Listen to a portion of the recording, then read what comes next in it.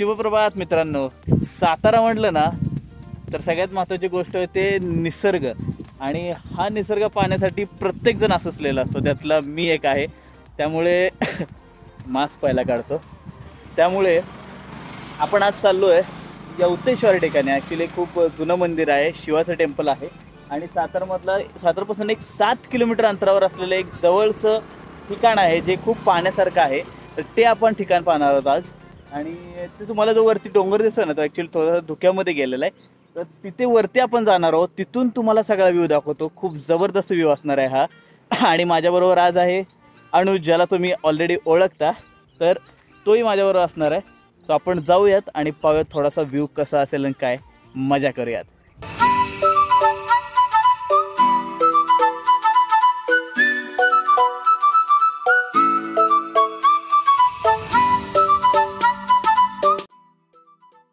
तर मित्रांनो, ॲक्च्युली आम्ही इथं थोडंसं जाता मध्ये थांबलो आणि तिथेच तुम्ही आम्हाला इकडे जो रस्ता लागतो ना, तर रस्त्याच्या उजव्या साईडला आलं ना, जो मागं तुम्हाला डोंगर दिसतोय, त्या डोंगराच्या उजव्या साईडला इकडे एक पठार लागतं. तर ते पठार आपण पाहणार आहोत. आणि याच्या आधी मी 1-2 वेळा आलेलो आहे. इथे खूप भारी वाटतं इथं आल्यानंतर. आणि मागे तुम्हाला ग्रीनरी सगळे दिसत असेल, कारण सध्या पाऊस पडलेला आहे, पावसाचं वातावरण आहे. तिकडे अजिंक्यतारा दिसतोय.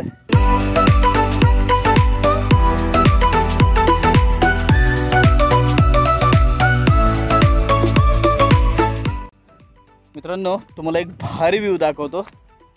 आम्ही आता आलो आहे कडेला, इकडे मागं बघा, हे एक नंबर.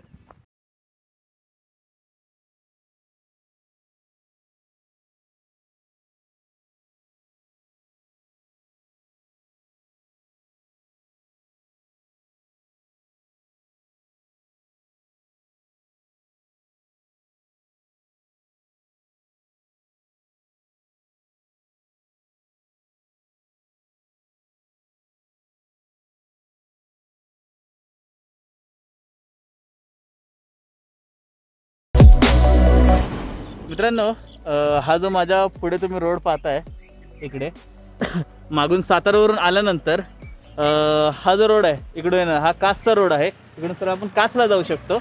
आणि त्याच्यानंतर हा जो इकडे आहे तिथून एक लेफ्ट फाटा फुटतो. श्री क्षेत्र यवतेश्वर मंदिर प्रवेशद्वार तुम्हाला पुढे दिसेल. तर तिथून आपण डायरेक्ट यवतेश्वर मंदिरात जाऊ शकतो.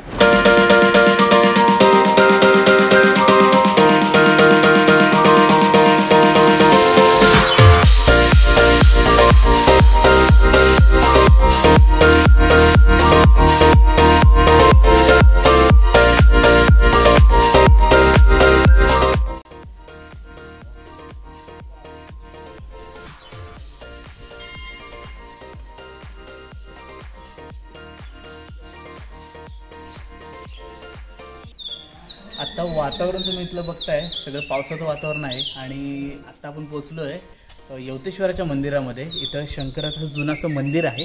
आणि इथून आत आल्यानंतर, म्हणजे आत येताना तुम्हाला इथे एक कमान लागेल, इकडे वरती दगडाची अशी कमान आहे. आणि त्याच्यानंतर इथून सगळं आपण आत आलो की तुम्हाला इथे हे दीपमाळ लागेल. एक दगडामधली हे केले दीपमाळ आहे. आणि पूर्ण याला जे मंदिर आहे ते खाली असं खड्ड्यामध्ये असं थोडंसं खोलगट आहे. आणि चारी बाजून अशी भिंत आहे उंच अशी दगडामध्ये कोरलेली.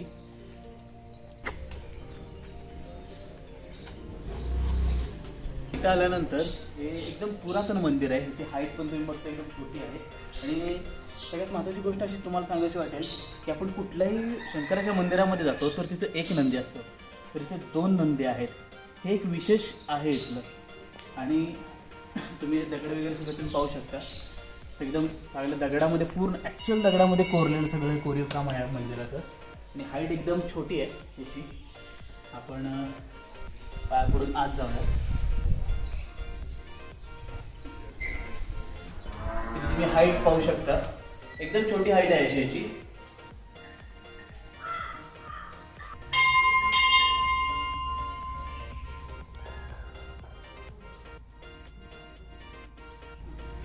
सध्या लॉकडाऊन असल्यामुळे मंदिर बंद आहे. आतमध्ये आपल्याला गाभाऱ्यात नाही जाता येणार आहे. पण आपण बाहेरचा परिसर बघू सगळा कसा आहे काय आहे.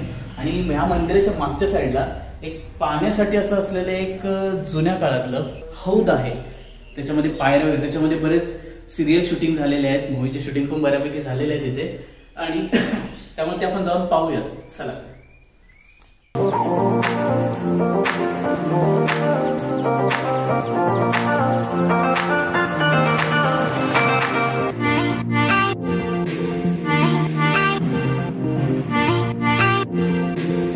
मित्रांनो, मंदिराच्या डाव्या साईडला, म्हणजे मंदिराचा दरवाजा इथे आहे आणि त्याच्या डाव्या साईडला श्री काळभैरवनाथाचं मंदिर आहे.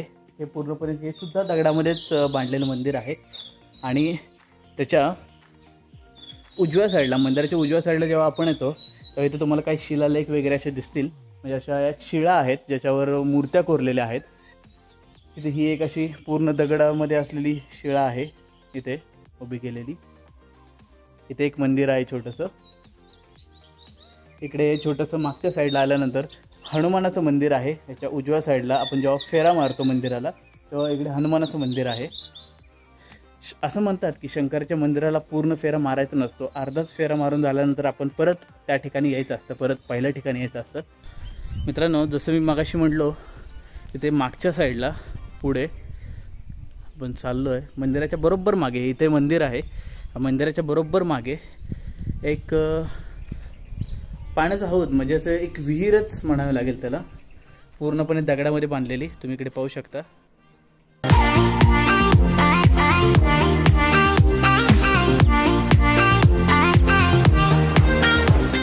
इथून डायरेक्ट याला दोर असते आणि दोरीनं डायरेक्ट आपण इथून पाणी काढू शकत होतो. म्हणजे पाणी काढत होते लोक इथून सगळे.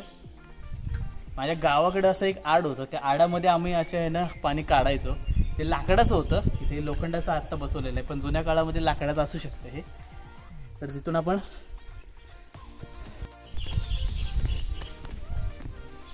खूप उंच आहे, पाहू शकता.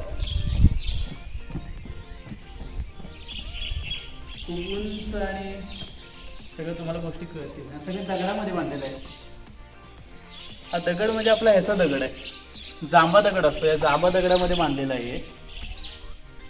आणि खाली सगळे आपले ह्याचे दगड आहे, प्रॉपर आपले स्टोन वापरतो ते.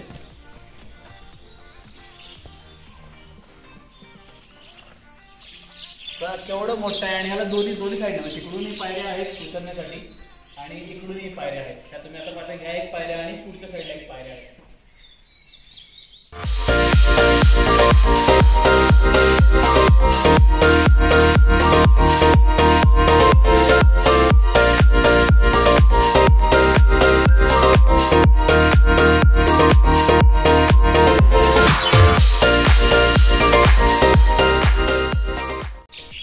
तुम्हाला जर इथे यायचं असेल तर तुम्ही डायरेक्ट सातारा मार्गे कासला जो जायचा रोड आहे, तर कासला जायच्या रोडवर जातानाच पुढे तुम्हाला यवतेश्वरचा घाट चढून आल्यानंतर संपल्यानंतर पुढे एक साई मंदिर लागेल.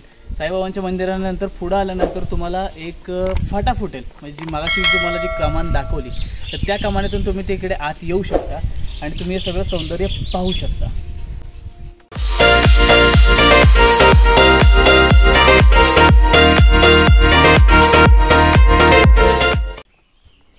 भिंत आहे चांगली मोठी. इथे एक छोटंसं मंदिर आहे. ची घंटी आता हे झालेली आहे.